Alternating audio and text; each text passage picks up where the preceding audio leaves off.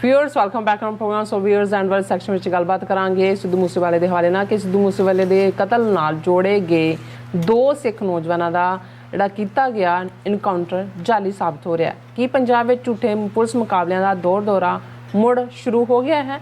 इस बारे आप गलबात करन जा रहे हैं और नाल ही गुरबाणी विचारां दी सांझ तुहाडे नाल पाई जाएगी। सो असीं चाहांगे कि तुसां इसे तरह बने रहना, देखण सुन लई एंड लिखण लई तुहाडा सब दा बहुत बहुत धन्नवाद जी। डॉक्टर साहब की कहना चाहोगे? देखो ਅਸੀਂ प्रोग्राम ਦੀ शुरुआत ਦੇ ਵਿੱਚ ਹੀ ਕਿਹਾ ਸੀ ਕਿ ਕੱਲ ਦਾ ਜਿਹੜਾ ਸਾਡਾ ਓਪਨਿੰਗ ਸੈਗਮੈਂਟ ਸੀ ਜਿਹਦੇ 'ਚ ਅਸੀਂ ਜਿਹੜੇ ਦੋ ਅਖੌਤੀ ਗੈਂਗਸਟਰ ਔਰ ਅਖੌਤੀ ਜਿਹੜਾ ਉਹਨਾਂ ਦੇ ਉੱਤੇ ਕਿ ਜੀ ਮੂਸੇਵਾਲਾ ਦੇ ਉੱਤੇ ਪਹਿਲੀ ਗੋਲੀ ਫਲਾਣੇ ਨੇ ਚਲਾਈ ਤੇ ਢਿਮਕੇ ਨੇ ਚਲਾਈ, ਉਹ ਸਾਰੀ ਕਹਾਣੀ ਉਸ ਨੂੰ ਅਸੀਂ ਸਵਾਲੀਆ ਨਿਸ਼ਾਨ ਲਾ ਕੇ ਲੋਕਾਂ ਦੀ ਕਚਹਿਰੀ ਦੇ ਵਿੱਚ ਛੱਡ ਦਿੱਤਾ ਸੀ ਆਪਣੇ ਵਿਊਅਰਸ ਦੇ ਸਾਹਮਣੇ ਕਿ ਖੁਦ ਡਿਸਾਈਡ ਕਰਨ ਕਿ ਵੀ ਇਹ ਕਿੰਨਾ ਕੁ ਜੈਨੂਇਨ ਐਨਕਾਊਂਟਰ ਹੈ। ਔਰ ਸਾਡੇ ਆਲਮੋਸਟ ਸਾਰੇ ਹੀ ਵਿਊਅਰਸ ਨੇ ਜਿਨ੍ਹਾਂ ਨੇ ਇਸ 'ਤੇ ਕਮੈਂਟ ਜਾਂ ਲਿਖਤਾਂ ਸਾਨੂੰ ਭੇਜੀਆਂ ਨੇ, ਉਹਨਾਂ ਨੇ ਕਿਹਾ ਕਿ ਜੀ ਜੇ ਅਸੀਂ ਇਸ ਵਰਜ਼ਨ ਨੂੰ ਤੁਹਾਡੇ ਨਾ ਸੁਣਿਆ ਹੁੰਦਾ ਜਾਂ ਨਾ ਦੇਖਿਆ ਹੁੰਦਾ ਤੇ ਜੋ ਜਿਵੇਂ ਕਨਵਿੰਸਿੰਗਲੀ ਉੱਥੇ ਜਿਸ ਕਿਸਮ ਦਾ ਉਹਨਾਂ ਨੇ ਮੀਡੀਆ ਸਰਕਸ ਕਰਕੇ ਔਰ ਗੱਡੀਆਂ 200 ਮੀਟਰ ਤੇ ਲਾਈਆਂ ਹੋਈਆਂ ਨੇ, ਮੀਡੀਆ ਦੀਆਂ ਗੱਡੀਆਂ ਨੇ, ਉਹਨਾਂ ਦੀ ਕੋਈ ਔਰ ਈਵਨ ਕੋਈ ਕਲੋਜ਼-ਅਪ ਤੱਕ ਉਹ ਘਰ ਦਾ ਨਹੀਂ ਦਿਖਾ ਰਿਹਾ ਤੇ ਕਹਿ ਰਹੇ ਨੇ ਦੇਖ ਲਓ ਖੇਤਾਂ 'ਚ ਪਾਣੀ ਲੱਗਾ ਹੋਇਆ ਹੈ, ਹਰਿਆਲੀ ਹੈ, ਉਹ ਸਾਰੇ ਨੈਸ਼ਨਲ ਚੈਨਲ ਲੱਗੇ ਹੋਏ ਨੇ ਔਰ ਬਹੁਤ ਬੜਾ ਕੰਮ। ਔਰ ਉਹਨਾਂ ਦਾ ਗੌਰਵ ਯਾਦਵ ਜਿਹੜਾ DGP ਲਾਇਆ ਲਿਆ ਕੇ UP ਦਾ, ਉਹ ਬਰੀਫਿੰਗ ਕਰ ਰਿਹਾ ਕਿ ਜੀ ਅਸੀਂ ਬਹੁਤ ਵੱਡੀ ਪ੍ਰਾਪਤੀ ਔਰ ਇਹ ਸਾਰਾ। ਤੇ ਅਸੀਂ ਕੱਲ੍ਹ ਵੀ ਕਿਹਾ ਸੀ ਕਿਉਂਕਿ ਅਸੀਂ ਆਉਣ ਵਾਲੇ ਦਿਨਾਂ 'ਚ ਇਹ ਦੇਖ ਰਹੇ ਹਾਂ ਕਿ ਕਿਸ ਡਾਇਰੈਕਸ਼ਨ 'ਚ ਗੱਲ ਜਾ ਰਹੀ ਹੈ। ਜਿਵੇਂ ਅਸੀਂ ਡਿਸਕਸ ਕੀਤਾ ਕਿ ਹੁਣ ਗੌਰਵ ਯਾਦਵ ਨੇ ਕਿਹਾ ਜੀ ਗੋਲਡੀ ਬਰਾੜ ਕੈਨੇਡਾ 'ਚ ਉਹਦੀ ਅਸੀਂ ਐਕਸਟ੍ਰੈਡੀਸ਼ਨ ਮੰਗ ਰਹੇ ਹਾਂ। ਸੋ ਆਉਣ ਵਾਲੇ ਪੀਰੀਅਡ ਦੇ ਵਿੱਚ ਅਸੀਂ ਇਹ ਸਮਝਦੇ ਹਾਂ ਕਿ ਆਲਰੇਡੀ ਜਿਸ ਨੂੰ ਜਿਵੇਂ ਜਦੋਂ ਰੇਸਿਸ ਹੁੰਦੀਆਂ ਨੇ ਜਾਂ ਐਥਲੈਟਿਕਸ ਕਈ ਵਾਰ ਉੱਪਰ ਨੂੰ ਸ਼ੂਟ ਕਰਕੇ ਜਿਹੜਾ ਉਹ ਰੇਸ ਦੀ ਸ਼ੁਰੂਆਤ ਹੁੰਦੀ ਹੈ। ਸੋ ਆਲਰੇਡੀ ਗੈਂਗਸਟਰ ਕਹਿ ਕੇ ਪੰਜਾਬ ਦੇ ਸਿੱਖ ਨੌਜਵਾਨੀ ਨੂੰ, ਪੇਂਡੂ ਨੌਜਵਾਨੀ ਨੂੰ ਮਾਰਨ ਦਾ ਸਿਲਸਿਲਾ ਸ਼ੁਰੂ ਕਰ ਦਿੱਤਾ ਗਿਆ। ਹੁਣ ਕਿਉਂਕਿ ਉਦੋਂ ਕੱਲ੍ਹ ਤਾਂ ਸਾਡੇ ਕੋਲ ਈਵਨ ਜਿਹੜੇ ਦੋ ਨੌਜਵਾਨਾਂ 'ਚੋਂ ਉਹਨਾਂ ਦੀ ਕੋਈ ਡੀਟੇਲ ਵੀ ਨਹੀਂ ਸੀ। ਹੁਣ ਇੱਕ ਨੌਜਵਾਨ ਜਿਹਦੇ ਸਾਹਮਣੇ ਆਇਆ ਉਹ ਗਰੀਬ ਪੱਟੀ, ਇੱਕ ਤਾਂ ਪੱਟੀ ਨਾਲ ਸੰਬੰਧਿਤ ਹੈ, ਉਹਦਾ ਭਰਾ ਫੌਜੀ ਹੈ। ਹੁਣ ਦੂਸਰਾ ਜਿਹੜਾ ਇੱਕ ਗਰੀਬ ਦਲਿਤ ਪਰਿਵਾਰ ਦਾ ਮੁੰਡਾ ਜਿਹਨੂੰ ਕਿਸੇ ਕੇਸ ਦੇ ਵਿੱਚੋਂ ਫਸਿਆ ਸੀ ਔਰ ਦੂਜਾ ਉਹ ਜੇਲ੍ਹ ਗਿਆ ਰਹਾ ਹੈ, ਉਹਦੇ ਕੋਲੋਂ ਤੇ ਆਮ ਲੋਕ ਪਿੰਡਾਂ ਵਾਲੇ ਵੀ ਕਹਿ ਰਹੇ ਨੇ ਕਿਉਂਕਿ ਪਹਿਲੀ ਸਟੇਜ 'ਤੇ ਤਾਂ ਲੋਕਲ ਤਾਂ ਪਿੰਡਾਂ ਵਾਲੇ ਘਰਾਂ ਦੇ ਅੰਦਰ ਤਾੜ ਦਿੱਤੇ ਜਿੱਥੇ ਮੁਕਾਬਲਾ ਹੋਇਆ, ਹਕੀਕਤ ਸਾਹਮਣੇ ਨਹੀਂ ਆਈ। ਪਰ ਇਹ BBC ਦੀ ਸਟੋਰੀ ਸੀ ਕਿ ਜਿਸ ਪਿੰਡ ਦਾ ਜੋ ਵੀ ਉਹਦਾ ਨਾਮ ਰੂਪਾ ਕੀ ਨਿਕਨੇਮ ਕੀ ਹੈ, ਉਹ ਕਹਿ ਰਹੇ ਨੇ ਜੀ ਇਹ ਤਾਂ ਸਾਰਾ ਟੱਬਰ ਹੀ ਸਾਊ ਹੈ, ਵੀ ਇਹ ਤਾਂ ਮਿਸਤਰੀਆਂ ਦਾ ਕੰਮ ਕਰਦਾ, ਗਰੀਬ ਦਲਤਾਂ ਦਾ ਮੁੰਡਾ, ਇਹ ਕਿੱਥੋਂ ਸ਼ਾਰਪ ਸ਼ੂਟਰ 2 ਸਾਲ 'ਚ ਬਣ ਗਿਆ, ਕਿਹਨੇ ਇਹਨੂੰ ਟ੍ਰੇਨਿੰਗ ਦਿੱਤੀ, ਕਿੱਥੋਂ ਕੀ ਆਇਆ ਕਿ ਵੀ ਇਹ ਤਾਂ ਹਾਂ ਛੋਟੇ ਮੋਟੇ ਕ੍ਰਿਮੀਨਲ ਇੱਧਰ ਉੱਧਰ, ਉਹ ਤਾਂ ਜਦੋਂ ਤੁਸੀਂ ਭੁੱਖ ਨਾਲ ਸਤਾਏ ਹੋਏ ਹੋ ਜਾਂ ਕੋਈ ਹੋਰ ਤੁਹਾਨੂੰ ਜਿਹੜਾ ਉਹ ਉਸ ਰਸਤੇ 'ਤੇ ਤੁਰਨ ਲਈ ਮਜਬੂਰ ਕਰ ਦਿੱਤਾ ਜਾਂਦਾ। ਪਰ ਜਿੰਨਾ ਵੱਡਾ ਬਣਾ ਕੇ ਜਾਂ ਜਿਸ ਅੰਦਾਜ਼ ਦੇ ਵਿੱਚ ਉਹ ਲੋਕਾਂ ਦਾ ਹੀ ਕਹਿਣਾ ਸੀ ਕਿ ਵੀ ਇਸ ਕਹਾਣੀ ਦੇ ਉੱਤੇ ਯਕੀਨ ਨਹੀਂ ਕੀਤਾ ਜਾ ਸਕਦਾ। ਹਾਲਾਂ ਆਉਣ ਵਾਲੇ ਦਿਨਾਂ 'ਚ ਪਕਨਾ ਪਿੰਡ ਜਾਂ ਉਹਨਾਂ ਨਾਲ ਸੰਬੰਧਿਤ ਲੋਕਾਂ ਦੀਆਂ ਵੀ ਕਹਾਣੀਆਂ ਸਾਹਮਣੇ ਆਉਣਗੀਆਂ, ਪਰ ਅਸੀਂ ਇਹ ਸਮਝਦੇ ਹਾਂ ਕਿ ਆਲਰੇਡੀ ਉਹਨਾਂ ਨੇ ਇੱਕ ਬਿਰਤਾਂਤ ਸਿਰਜ ਦਿੱਤਾ ਕਿ ਪੰਜਾਬ ਦੇ ਵਿੱਚ ਜਿਹੜਾ ਗੈਂਗ ਵਾਰਫੇਅਰ ਬਹੁਤ ਵੱਡਾ ਚੈਲੰਜ ਹੈ ਔਰ ਇਹਨਾਂ ਨੂੰ ਬਾਹਰਲੇ ਜਿਹੜੇ ਇਹਨਾਂ ਦੀਆਂ ਤੰਦਾਂ ਬਾਹਰ ਡਾਇਸਪੋਰਾ ਦੇ ਵਿੱਚ ਬੈਠੇ ਜਿਹੜੇ ਸਿੱਖ ਨੇ ਫਿਰ ਉਹਨਾਂ ਦਾ ਸੰਬੰਧ ਨਾਲ ਖਾਲਿਸਤਾਨ ਦੇ ਨਾਲ ਵੀ ਜੋੜ ਦਿੱਤਾ ਕਿਉਂਕਿ ਨਾਲ ਦੀ ਨਾਲ ਸਾਈਮਲਟੇਨੀਅਸਲੀ ਕਹਾਣੀ ਪਲਾਂਟ ਕਰਾਈ ਗਈ ਕਿ ਜੀ ਸਿੱਖਸ ਫਾਰ ਜਸਟਿਸ ਦੇ ਵੱਲੋਂ ਜਿਹੜੀ ਇੱਕ ਦਹਿਸ਼ਤਗਰਦ ਜਥੇਬੰਦੀ ਹੈ ਉਹਨਾਂ ਦੇ ਕਹਿਣ ਮੁਤਾਬਕ ਉਹਨਾਂ ਵੱਲੋਂ ਇਹਨਾਂ ਦੇ ਜਿਹੜੀ ਹੈ ਉਹ ਰਿਹਾਇਸ਼ ਦਾ ਪ੍ਰਬੰਧ ਕੀਤਾ ਜਾ ਰਿਹਾ ਸੀ। ਫਿਰ ਉਹਨਾਂ ਦੋਨਾਂ ਦਾ ਮੁਕਾਬਲਾ ਜਿਹੜਾ ਉਹ ਜਾ ਕੇ ਬਾਰਡਰ ਦੇ ਨਾਲ ਲੱਗਦੇ, ਹਰ ਨੇ ਮੀਡੀਆ ਨੇ ਮੈਂਸ਼ਨ ਕੀਤਾ ਜੀ ਪਾਕਿਸਤਾਨ ਬਾਰਡਰ ਦੇ ਨਾਲ ਲੱਗਦੇ, ਇਹ ਵੀ ਪ੍ਰਭਾਵ ਦੇਣ ਦੀ ਕੋਸ਼ਿਸ਼ ਕੀਤੀ ਕਿ ਜਿਵੇਂ ਉਹਨਾਂ ਨੂੰ ਪਾਕਿਸਤਾਨ ਕੱਢਿਆ ਜਾਣਾ ਸੀ। ਸਿੱਖਸ ਫਾਰ ਜਸਟਿਸ ਜਿਹੜੇ ਇਹਨਾਂ ਦੇ ਨੇ ਜੋ ਉਹਨਾਂ ਨੂੰ ਦਹਿਸ਼ਤਗਰਦ ਬਣਾਇਆ ਹੋਇਆ, ਪਾਕਿਸਤਾਨ ਨੂੰ ਦਹਿਸ਼ਤਗਰਦੀ ਨਾਲ ਜੋੜਿਆ ਹੋਇਆ ਤੇ ਪਾਕਿਸਤਾਨ ਦੇ ਨਾਲ ਜੋੜ ਕੇ ਫਿਰ ਇਹਨੂੰ ਇੰਟਰਨੈਸ਼ਨਲੀ ਉਹਨਾਂ ਨੇ ਆਪਣਾ ਸੌਦਾ ਵੀ ਵੇਚਣਾ ਆਉਣ ਵਾਲੇ ਦਿਨਾਂ 'ਚ। ਸੋ ਅਸੀਂ ਤਾਂ ਇਹੀ ਕਹਿਣਾ ਚਾਹੁੰਦੇ ਹਾਂ ਵੀ ਸਾਡਾ ਤਾਂ ਬਾਮੁਲਾਜ਼ਾ ਹੋਸ਼ਿਆਰ ਇੰਨਾ ਹੀ ਸਾਡਾ ਰੋਲ ਹੈ। ਬਾਕੀ ਤਾਂ ਜਿਹੜਾ ਹੈ ਉਹ ਸਾਡੀ ਕੌਮ ਨੇ ਦੇਖਣਾ ਹੈ ਕਿ ਉਹ ਇਸ ਕਿਸਮ ਦੇ ਜਿਹੜੇ ਇੱਕ ਤੋਂ ਬਾਅਦ ਇੱਕ ਜਾਲ ਵਿਛਾ ਰਹੇ ਨੇ, ਉਸ ਜਾਲ ਦੀਆਂ ਜਿਹੜਾ ਉਹ ਤੰਦਾਂ ਨੇ, ਉਹ ਜਾਲ ਹੈ, ਉਹਨੂੰ ਕਿਵੇਂ ਕੁਤਰਨਾ। ਔਰ ਅਖੀਰ 'ਚ ਜਿਵੇਂ ਅਸੀਂ ਰੋਜ਼ਾਨਾ ਰੂਹਾਨੀ ਵਿਚਾਰ ਕਰਦੇ, ਅੱਜ ਪੰਜਵੇਂ ਪਾਤਸ਼ਾਹ ਦਾ ਸ਼ਬਦ ਸ੍ਰੀ ਰਾਗ ਮਹੱਲਾ ਪੰਜਵਾਂ ਘਰ ਦੂਜਾ ਸ੍ਰੀ ਰਾਗ ਦੇ ਵਿੱਚ ਇਹ ਸ਼ਬਦ ਹੈ। ਔਰ ਗੋਇਲ ਆਇਆ ਗੋਇਲੀ ਕਿਆ ਤਿਸ ਡੰਫ ਪਸਾਰ, ਮੋਹਲਤ ਪੁੰਨੀ ਚਲਣਾ ਤੂੰ ਸੰਭਲ ਕਾਰਬਾਰ, ਹਰ ਗੁਣ ਗਾਓ ਮਨਾ ਸਤਿਗੁਰ ਸੇਵ ਪਿਆਰ, ਕਿਆ ਥੋੜੜੀ ਬਾਤ ਗੁਮਾਨ ਰਹਾਓ। ਜਿਵੇਂ ਰਹਾਓ ਦੀ ਤੁਕ ਕੇਂਦਰੀ ਨੁਕਤਾ ਹੁੰਦੀ ਹੈ, ਇਹਦੇ 'ਚ ਰਹਾਓ ਦੀ ਤੁਕ ਸਿੰਪਲ, ਹਰ ਗੁਣ ਗਾਓ ਮਨਾ ਸਤਿਗੁਰ ਸੇਵ ਪਿਆਰ। ਹੇ ਮੇਰੇ ਮਨ, ਉਸ ਵਾਹਿਗੁਰੂ ਦੇ, ਅਕਾਲ ਪੁਰਖ ਦੇ, ਕਰਤਾਰ ਦੇ, ਕ੍ਰੀਏਟਰ ਦੇ, ਰੱਬੁਲ ਆਲਮੀਨ ਦੇ ਗੁਣ ਗਾ, ਸਤਿਗੁਰ ਸੇਵ ਪਿਆਰ। ਉਸ ਦੀ ਸੇਵਾ ਦੇ ਵਿੱਚ ਆਪਣਾ ਆਪਾ ਲਾ ਦੇ, ਪਿਆਰ ਦੇ ਨਾਲ, ਮੁਹੱਬਤ ਦੇ ਨਾਲ, ਦਿਲੋਂ ਮਨੋਂ। ਹਰ ਗੁਣ ਗਾਓ ਮਨਾ ਸਤਿਗੁਰ ਸੇਵ ਪਿਆਰ, ਕਿਆ ਥੋੜੜੀ ਬਾਤ ਗੁਮਾਨ। ਤੂੰ ਕਿਹੜੀਆਂ ਛੋਟੀਆਂ ਚੀਜ਼ਾਂ ਦੇ ਵਿੱਚ ਹੰਕਾਰ ਦੇ ਵਿੱਚ ਆਫਰਦਾ।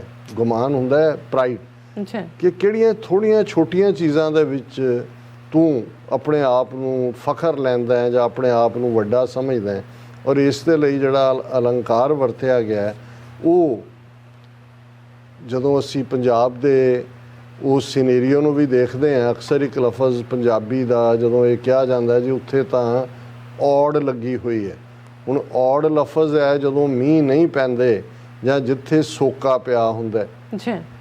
ਔਰ ਔੜ ਦੇ ਵਿੱਚ ਕਿਉਂਕਿ ਲੋਕਾਂ ਦਾ ਇੱਕ ਵੱਡਾ ਕਿੱਤਾ ਉਸ ਜ਼ਮਾਨੇ 'ਚ ਵੀ, ਅੱਜ ਵੀ ਭਾਰਤ ਦੇ ਵਿੱਚ 60% ਲੋਕ ਖੇਤੀਬਾੜੀ 'ਤੇ ਡਿਪੈਂਡ ਕਰਦੇ ਨੇ, ਤਾਂ ਉਹੀ ਡੰਗਰ ਤੁਹਾਡੇ ਲਈ ਦੁੱਧ ਦੇਣ ਵਾਲੇ ਵੀ ਨੇ। ਜੇ ਤੁਸੀਂ ਖੇਤੀ ਕਰਨੀ ਹੈ ਬਲਦਾਂ ਦੇ ਨਾਲ, ਉਹ ਵੀ ਹੈ। ਸੋ ਜਿਹੜਾ ਪਸ਼ੂਆਂ ਦੀ ਖੁਰਾਕ ਹੈ ਉਹ ਤਾਂ ਚਾਰਾ ਹੈ।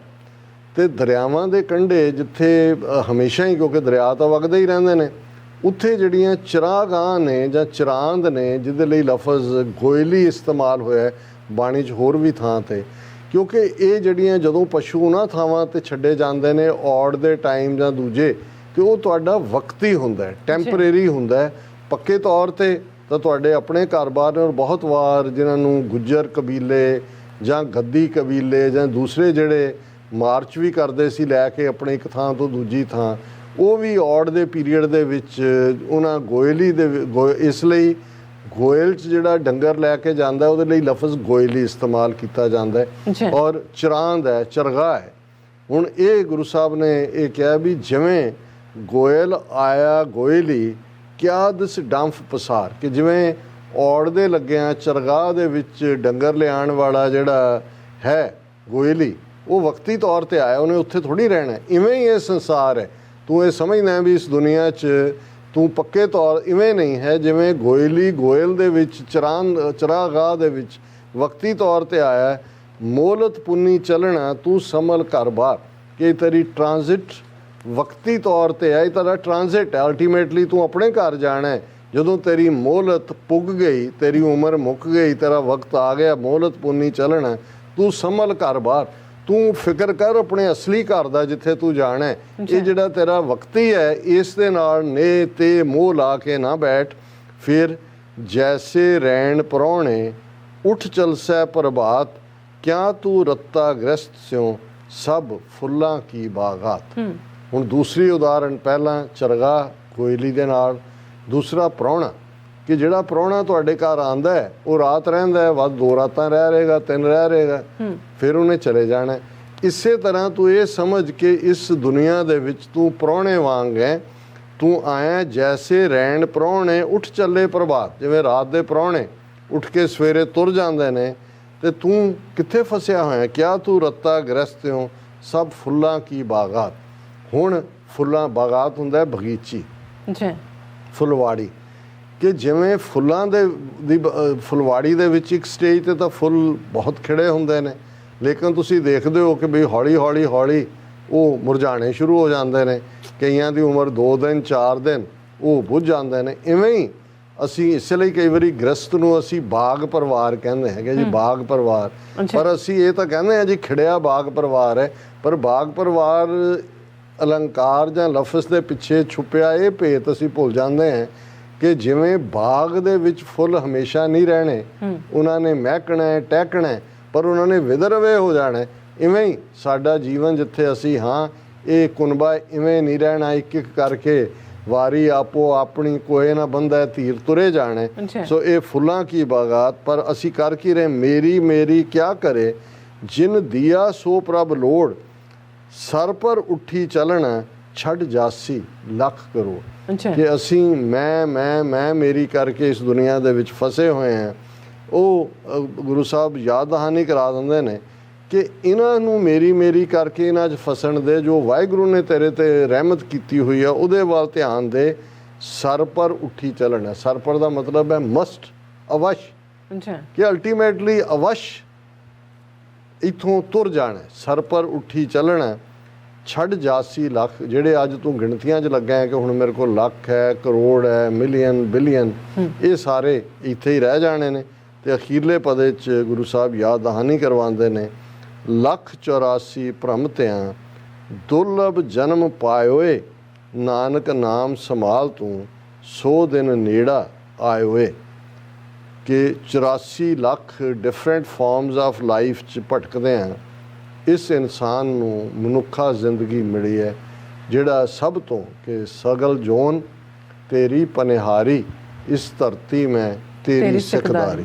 ਕਿ ਸਾਰੀਆਂ ਫਾਰਮਸ ਆਫ ਲਾਈਫ ਜਿਹੜੀਆਂ ਨੇ ਉਹ ਤੇਰਾ ਪਾਣੀ ਭਰਦੀਆਂ। ਇਸ ਧਰਤੀ ਦਾ ਇਨਸਾਨ, ਇਨਸਾਨੀ ਵਜੂਦ ਸਰਦਾਰ ਹੈ ਕਿ ਇਹ ਸਾਰੀਆਂ ਫਾਰਮਸ ਆਫ ਲਾਈਫ 'ਚੋਂ ਨਿਕਲ ਕੇ ਤੈਨੂੰ ਦੁਰਲਭ ਜਨਮ ਪਾਏ ਹੋਏ, ਕਿ ਤੈਨੂੰ ਇਹ ਦੁਰਲਭ ਮਾਨੁਖ ਜਨਮ ਮਿਲਿਆ, ਨਾਨਕ ਨਾਮ ਸੰਭਾਲ ਤੂੰ। ਪੰਜਵੇਂ ਨਾਨਕ ਪਾਤਸ਼ਾਹ ਗੁਰੂ ਅਰਜਨ ਸਾਹਿਬ ਫਰਮਾਉਂਦੇ ਨੇ ਕਿ ਇਹ ਇਨਸਾਨ ਉਸ ਵਾਹਿਗੁਰੂ ਦੀ ਇਬਾਦਤ ਨਾਲ ਜੁੜ, ਇਸ ਨਾਮ ਨੂੰ ਸੰਭਾਲ, 100 ਦਿਨ ਨੇੜਾ ਆਏ ਹੋਏ। ਇਹ ਗੱਲ ਯਾਦ ਰੱਖ ਕਿ ਮੌਤ ਸਿਰਫ ਤੇਰੇ ਸਿਰ ਤੇ ਹੀ ਨਹੀਂ ਮੰਡਰਾ ਰਹੀ। ਮੈਂ ਅਕਸਰ ਜਦੋਂ ਗੁਰਬਾਣੀ ਦਾ, ਗੁਰੂ ਨਾਨਕ ਸਾਹਿਬ ਦਾ ਤਲੰਗ ਰਾਗ ਦਾ ਇਹ ਸ਼ਬਦ ਜਿਹਦੇ 'ਚ ਉਹਨਾਂ ਨੇ ਫਰਮਾਇਆ ਕਿ ਯਕ ਅਰਜ਼ ਗੁਫਤਮ ਪੇਸ਼ ਤੋ ਦਰ, ਗੋਸ਼ ਕੁਨ ਕਰਤਾਰ, ਹੱਕਾ ਕਬੀਰ ਕਰੀਮ ਤੂੰ, ਬੇऐਬ ਪਰਵਰਦਗਾਰ, ਦੁਨੀਆ ਮੁਕਾਮ ਫਾਨੀ, ਤਹਿਕੀਕ ਦਿਲ ਦਾਨੀ, ਮਮ ਸਰ ਮੂਏ ਅਜ਼ਰਾਇਲ ਗ੍ਰਿਫਤੇ, ਦਿਲ ਹੇਚ ਨਾਦਾਨੀ। ਕਿ ਮੇਰੇ ਸਿਰ ਦੇ ਵਾਲ ਮੌਤ ਦੇ ਫਰਿਸ਼ਤੇ ਅਜ਼ਰਾਇਲ ਨੇ ਫੜੇ ਹੋਏ ਨੇ, ਤੇ ਇਹ ਮੇਰੇ ਨਾਦਾਨ ਦਿਲ, ਤੈਨੂੰ ਇਸ ਗੱਲ ਦੀ ਸਮਝ ਨਹੀਂ ਹੈ ਕਿ ਸਰ ਪਰ ਉੱਠੀ ਚੱਲਣਾ, ਕਿ ਜਾਣਾ ਜ਼ਰੂਰੀ ਹੈ। ਪਰ ਇਹੀ ਅਖੀਰ 'ਚ ਗੁਰੂ ਸਾਹਿਬ ਨੇ ਯਾਦ ਦਹਾਨੀ ਕਰਵਾਈ ਕਿ ਉਸ ਨਾਮ ਨੂੰ ਸੰਭਾਲ ਲੈ, ਸਮਝ ਲੈ ਕਿ ਤੇਰੇ ਵਾਲ ਫੜੇ ਹੋਏ ਨੇ ਮੌਤ ਦੇ ਫਰਿਸ਼ਤੇ ਨੇ, 100 ਦਿਨ ਨੇੜਾ ਆਏ ਹੋਏ। ਕਿ ਉਹ ਦਿਨ ਕਦੋਂ ਆ ਜਾਣਾ ਪਤਾ ਨਹੀਂ ਹੈ। ਹਰ ਜਪੰਦਿਆਂ ਖਿਨ ਢਿੱਲ ਨਾ ਕੀਚਈ, ਮੇਰੀ ਜਿੰਦੜੀਏ ਮਤ ਕੇ ਜਾਪੇ, ਸੌ ਆਵੇ ਕਿ ਨਾ ਆਵੇ ਰਾਮ। ਜੀ ਰਾਜ ਸਾਹਿਬ, ਤੁਹਾਡਾ ਬਹੁਤ ਬਹੁਤ ਸ਼ੁਕਰੀਆ। ਤੁਸੀਂ ਅੱਜ ਦੇ ਐਵੇਂ ਸ਼ੂ ਚਾਹੇ ਦਾ ਵਿਚਾਰ ਸਾਡੇ ਦਰਸ਼ਕਾਂ ਨਾਲ ਸਾਂਝਾ ਕੀਤਾ ਹੈ। ਸੋ ਇਸ ਤਰ੍ਹਾਂ ਆਪਣੇ ਵਿਊਅਰਸ ਕੋਲ ਨੇ ਇਜਾਜ਼ਤ। ਵਿਊਅਰਸ, ਸਾਡੇ ਪ੍ਰੋਗਰਾਮ ਦਾ ਸਮਾਂ ਇੱਥੇ ਸਮਾਪਤ ਹੁੰਦਾ। ਤੁਸੀਂ ਆਪਣੀ ਰਾਏ ਤੇ ਸੁਝਾਅ ਸਾਨੂੰ ਭੇਜਣਾ ਭੁੱਲਣਾ ਸਾਡੇ ਇਸ ਪਤੇ ਤੇ SOSHTV84 ਤੇ। ਅਸੀਂ ਆਪਣਾ ਪ੍ਰੋਗਰਾਮ ਲੈ ਕੇ ਫਿਰ ਦੁਬਾਰਾ ਤੁਹਾਡੇ ਸਾਹਮਣੇ ਹੋਵਾਂਗੇ। ਤਦ ਤੱਕ ਲਈ ਮੈਨੂੰ ਤੇ ਆਪਣਾ ਸੁਣਾ ਗਿਆ ਦਿਓ। ਦੇਤੀ ਰਹੋ TV84, ਬੁਲਾ ਦਿਓ ਫਤਿਹ। ਵਾਹਿਗੁਰੂ ਜੀ ਕਾ ਖਾਲਸਾ, ਵਾਹਿਗੁਰੂ ਜੀ ਕੀ ਫਤਿਹ। ਰੱਬ ਰਾਖਾ।